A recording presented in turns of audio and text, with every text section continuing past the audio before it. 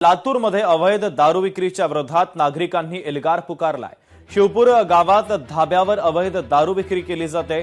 संतप्त नागरिकांनी चक्क धाबाच पेटवलेला आहे आणि याचा आढावा घेतलाय लोकशाही मराठीचे प्रतिनिधी सचिन अंकुलगे यांनी। पाहूयात।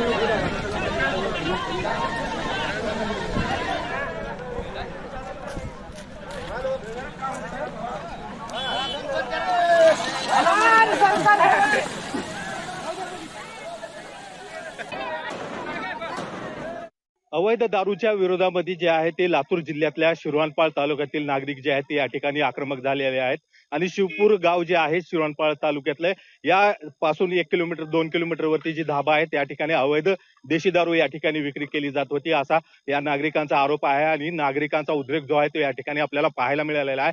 चक्क नागरिकांनी जो धाबा आहे तो या ठिकाणी चक्क जाळलेला आपल्याला या ठिकाणी पाहायला मिळतो आहे आणि मोठ्या प्रमाणामध्ये जे आहे ते नागरिक आणि महिला जे आहेत ते या ठिकाणी संतप्त झालेले आहेत।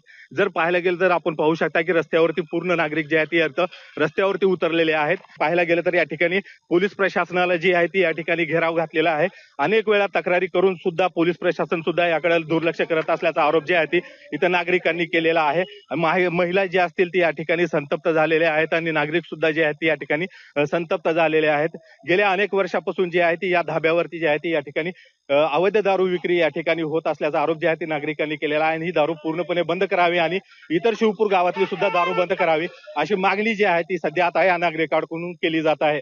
सचिन अंकुलगे, लोकशाही मराठी, लातूर, शिरवानपाळ, शिवपूर। शिवपूरचा लोक सगळं आधी लोक मेला, लेकरं वयस्कर लेकरं मेल्यात, बच्चे लेकरं इथं अर्धे लोक मेल्यात, बारके पोर आहेत, एवढे लेकरं ती बाया 24 तास रोडला आता त्या बायाचं कसं करायचं? देशी दारू इथं खाजगीला करून आता गड्याला बनवून फार तमाशा मातीला आडव्या पडला तर त्यांना उठवाय तयार नाहीत। पोलीसवाले सुद्धा म्हणले की आजचे दिवस थांबा, उद्याच्याला। इतके दिवस का झोपी गेलते का? इतके दिवस झोपी गेलते का?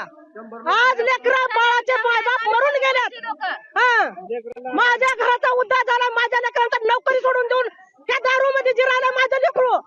या देशी दारूमुळे अनधिकृत तर आहेत, पण या देशी दारूमुळे गावातली अशी परिस्थिती आहे साहेब, एवढे व्यसनाधीन लोक झालेत आणि त्या लोकांचे कुटुंब उद्ध्वस्त झाले। एवढं उद्ध्वस्त का? आता म्हणजे तुम्ही ऍक्च्युअल जर परिस्थिती पाहिली तर मग तुमच्या लक्षात येईल, कारण ही शब्दात सांगताच येणार नाही।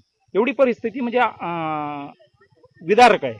त्यामुळे या ज्या गावातल्या नागरिकांचा, महिलांचा जे काही आज आक्रोश पाहताय तुम्ही ते तुमच्या समोरच आहे। माझ्या लेकराला मला वाचवून द्या, मला दुसरी गरज नाही।